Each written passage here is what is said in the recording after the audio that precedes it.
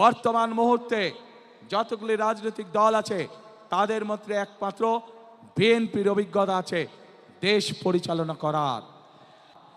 যে কোনো পরিস্থিতিতে দেশের আইন শৃঙ্খলা রক্ষা করা, যেন মানুষ শান্তিতে রাজপথে চলতে পারে, যেন মানুষ শান্তিতে তার ব্যবসা বাণিজ্য করতে পারে, যেন মানুষ শান্তিতে রাতে ঘুম যেতে পারে তার নিজের ঘরে।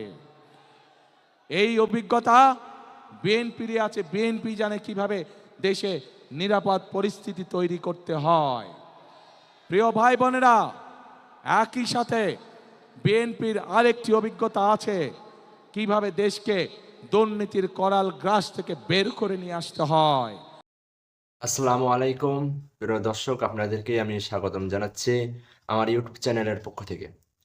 তো দর্শক, আজকে আপনাদেরকে আমি একটি গুরুত্বপূর্ণ ভিডিও দেখাতে চলেছি। তো ভিডিওটি আপনারা না টেনে অবশ্যই শেষ পর্যন্ত দেখবেন এবং আমাদের চ্যানেলে যদি আপনি নতুন হয়ে থাকেন অবশ্যই আমাদের চ্যানেলটি সাবস্ক্রাইব করবেন। তো চলুন আমরা আমাদের ভিডিওটি শুরু করি।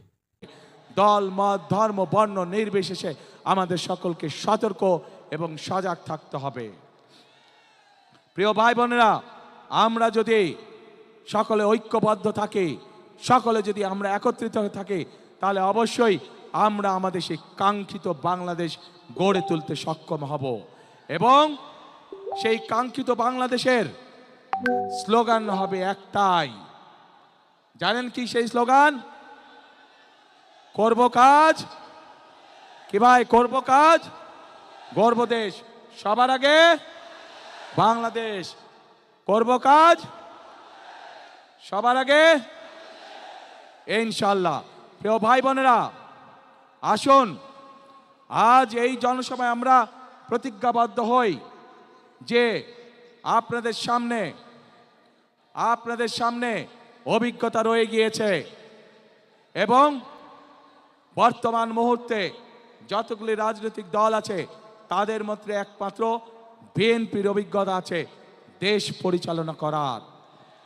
এবং যেহেতু বিএনপির অভিজ্ঞতা আছে দেশ পরিচালনা করার, একমাত্র বিএনপির পক্ষেই সম্ভব এই বাংলাদেশকে সঠিক পথে পরিচালিত করা। প্রিয় ভাই বোনেরা, দেশকে যদি সঠিক পথে পরিচালিত করতে হয়, দুটো বিষয় আমাদেরকে অত্যন্ত সতর্কভাবে সজাগ দৃষ্টি রাখতে হবে। এক, দেশের আইন শৃঙ্খলা রক্ষা করা। যে কোনো পরিস্থিতিতে দেশের আইন শৃঙ্খলা রক্ষা করা, যেন মানুষ শান্তিতে রাজপথে চলতে পারে, যেন মানুষ শান্তিতে তার ব্যবসা বাণিজ্য করতে পারে, যেন মানুষ শান্তিতে রাতে ঘুম যেতে পারে তার নিজের ঘরে। এই অভিজ্ঞতা বিএনপির আছে। বিএনপি জানে কিভাবে দেশে নিরাপদ পরিস্থিতি তৈরি করতে হয়। প্রিয় ভাই বোনেরা, একই সাথে বিএনপির আরেকটি অভিজ্ঞতা আছে কিভাবে দেশকে দুর্নীতির করাল গ্রাস থেকে বের করে নিয়ে আসতে হয়।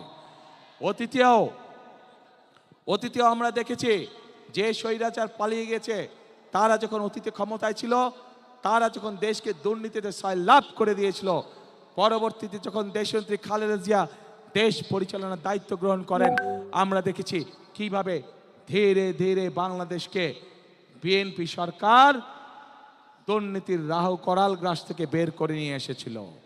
প্রিয় ভাই বোনেরা, সেজন্যই এই মুহূর্তে দেশকে পুনর্গঠনের জন্য যদি কোনো দল থেকে থাকে, সেটি হচ্ছে একটি দল, বাংলাদেশ জাতীয়তাবাদী দল। সেই দল হচ্ছে, সেই প্রতীক হচ্ছে একটি প্রতীক। কি সেই প্রতীক? ধানের শীষ। দর্শক, আজকে ভিডিওটি যদি আপনার কাছে ভালো লেগে থাকে অবশ্যই আমাদের চ্যানেলটি সাবস্ক্রাইব করবেন এবং আপনার মূল্যবান মতামতটি অবশ্যই কমেন্টে জানাবেন। ধন্যবাদ। আল্লাহ হাফেজ।